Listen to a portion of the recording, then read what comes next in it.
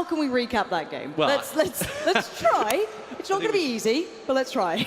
Okay, so I think the Sandstorm played a massive part there. Because as the Sandstorm rolled in, it was sort of neck and neck anyway. I think it just kind of stopped anybody really doing anything for the period of time. And not that that's a bad thing, but everyone sort of moved into the infantry zone. Flags did change hands, but then another flag changed hands, and then another one. So it never really sort of changed too much, and it was just this frantic battle going on all over the infantry section. And these are the choices you have to make in Battlefield, though, sometimes. Classically, in game types like this, it's, do we keep going back in for the same one, or do we try and go on that massive flank? That's a commitment of time. Do we have enough time to do it? You know, where are our respawns going to be? Where's my squad right now? All of these sort of questions come to mind, and you'll see experienced players weighing up those options. And sometimes the best thing you can do is, got to go back into that meat grinder, got to go back in there and just face the music and hope for the best. But a draw. To players who don't play Battlefield yet, or they haven't tried out Battlefield 1 or the previous iterations, how rare is a draw? Just highlight this. Extremely rare. Usually you're going to have a point where somebody will come along, and towards the end of the game you might see somebody's lapse of concentration, and then that flag gets taken and there's a few tickets in it. It is extremely rare to see a draw, but I think the reason it is because you've got so many experienced FPS players out there. On each team, you've got Battlefield players, other FPS players, and I think that is probably the reason why we saw it come down to the wire. I'm thrilled to say this is going to come down to that final round. Even though it's not meant to be competitive, you're going to see these players getting riled up. I could hear them at the end of that. I'm not sure if you could at home, but trust me, here at Gamescom, we heard it. It's down to the final round here. This is the last glimpse, at least for now, that you're going to get. So guys, enjoy this one. It's all onto the Ottoman Empire, if I'm not mistaken. It is the British Empire picked up the first, then it was a draw. Now it's down to this. This is what it's all about. Look at that gorgeous face. He's ready, he's focused, and we're back into the battle. This, I think, is where you've now seen these guys on the map twice. We've seen them in the Sandstorm as well.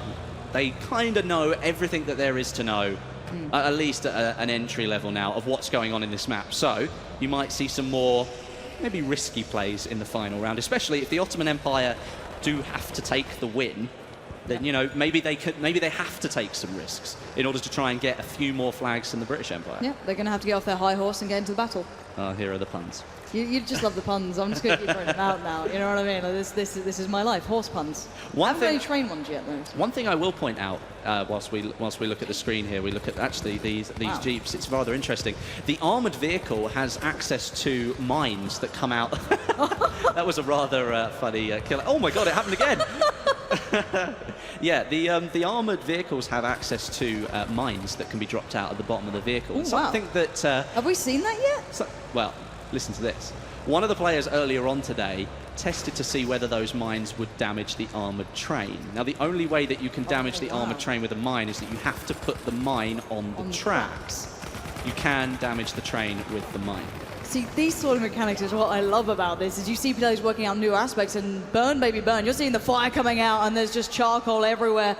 Ladies and gentlemen, welcome to the barbecue of Gamescom 2016. It's all kicking off. He's going to try and find some cover there. You can see the fire coming back in, but it is heating up here in this final round. The Ottoman Empire is ahead, but by a very small margin. I think if they don't take the lead significantly early on, they might find it difficult to really feel comfortable in the round, because obviously so many good players on either team. That means that anybody could really change the game at any point. I think you were trying to open the window. I think they were trying to do that. I just think they were really frustrated.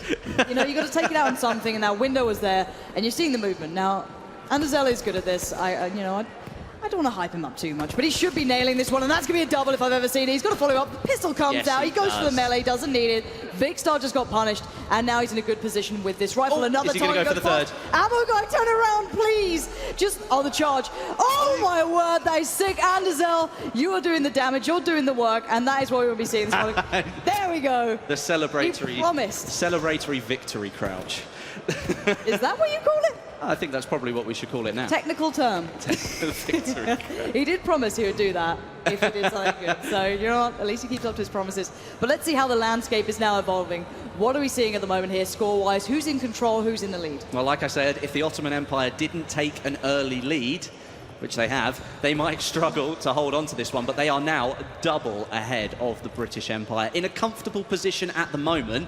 But as we know in Battlefield, anything can change at any point. We've got 11 minutes left of the game. you know, that's plenty of time for the Brits to come back and do something about it. Yeah, there's loads of time. They're still trained. Anders gets flanked on by Anderzel. He was holding that position. He was trying to play hide and seek, keep up to what he normally does, but it doesn't work here.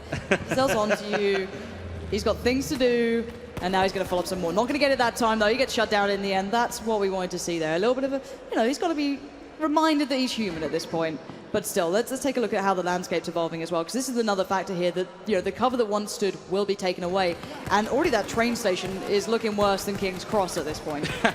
You can see those two empty carriages there. They are obviously intact and full at the start of the round. They don't provide a huge amount of cover, but, you know, they still stand as structures, and you see somebody using it as cover right there. At the start of the round, they would have been, you know, more beneficial to use, but now, yeah, it's like sort of looking through a fishing net. You can see straight through it.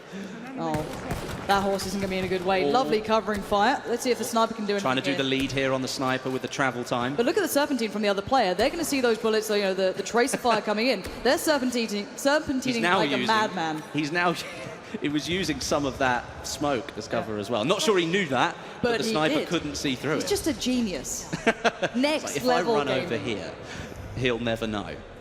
But no, and that's something I think that as you play more of Battlefield, you will start to learn some of these higher level tactics. I mean, I'm not saying Serpentine is a high level tactic, but you know that it's going to make it a lot harder for the sniper with his rifle to hit you, or if you run behind cover, or if you know there's some smoke there and you use that as cover.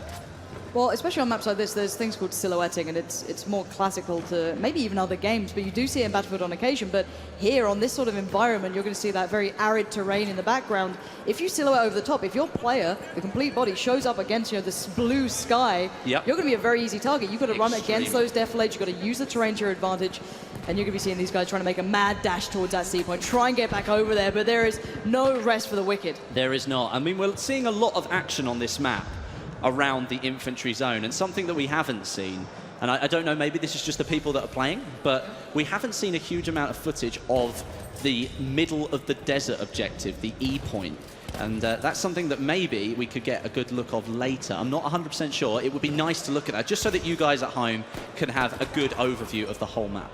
Yeah, and actually just in case... Here we go. There it is. As if by magic. You know. Little oasis out there. So this is right in the middle of the desert. It's about 500 meters from the other objective. So it's a long way to go. And if you look at all the cover that you've got there, all of those sand dunes, that flag there is perfect for a tank battle. That's probably going to be the flag where you've got tanks coming in from one side on the Ottoman Empire, tanks coming in from the British Empire, and they're going to meet at that flag and fight over it for the entire round. Because at the moment, that's been a free pickup for the British Empire. They've had that in their pocket for as long as I can remember. They haven't been particularly challenged. Now, actually, again, just in case people are new to Battlefield, what is that sort of gun we saw there? Well, not necessarily a gun. What does that sort of serve a purpose for? I think what that was is the spotting flare.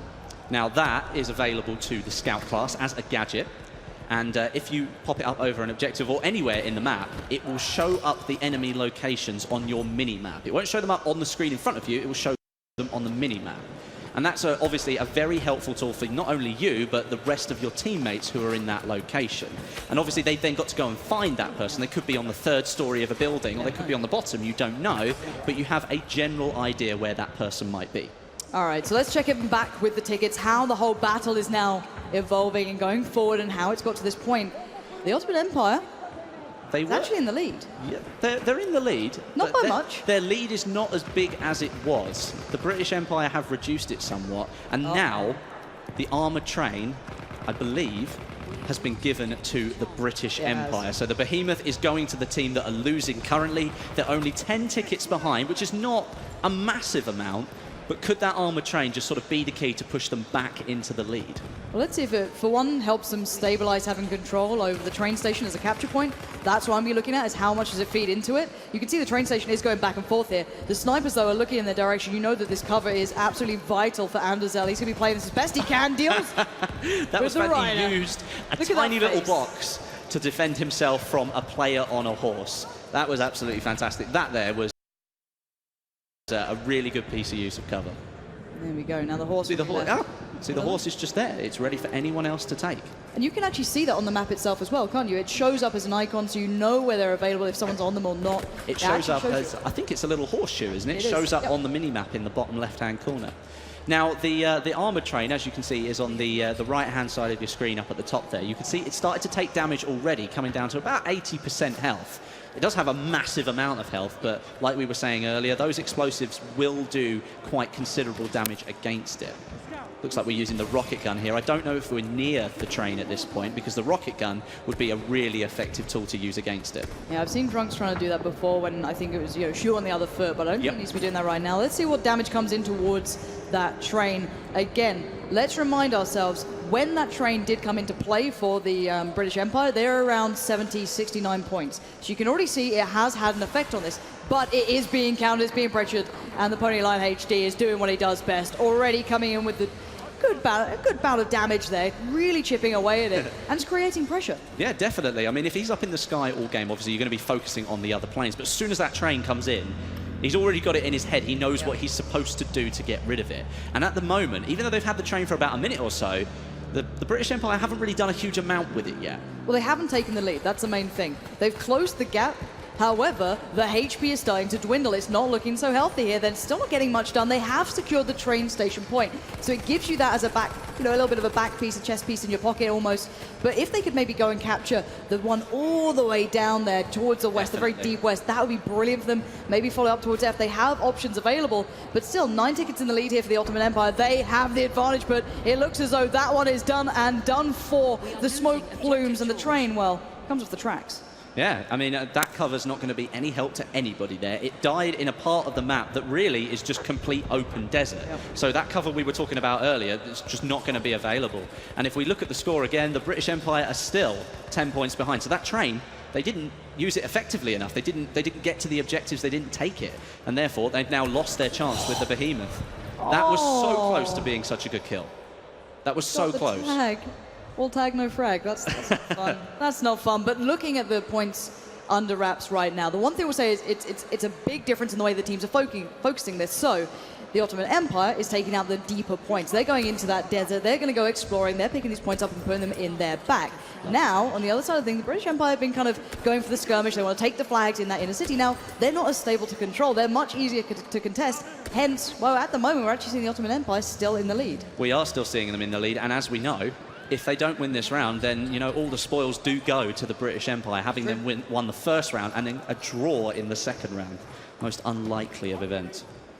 Yeah, it would be the comeback of the century if it happens. We'll see if it does after that draw. It would be a share of the spoils, because then only one team has won one game. Yeah, and it's all about pride here, let's be honest. These guys I don't think anyone wants to share the spoils. It's, it's on the British to actually go ahead and win this. The gap is still at 10 tickets at the moment. That must mean it's, even with the tickets now being 10 apart, it's a very even contest then, because we're not seeing any reduction or increase in that difference. So maybe the start of the round, the Ottoman Empire had the advantage, but the British have pegged them back a little bit, but they haven't really done much more to sort of get ahead.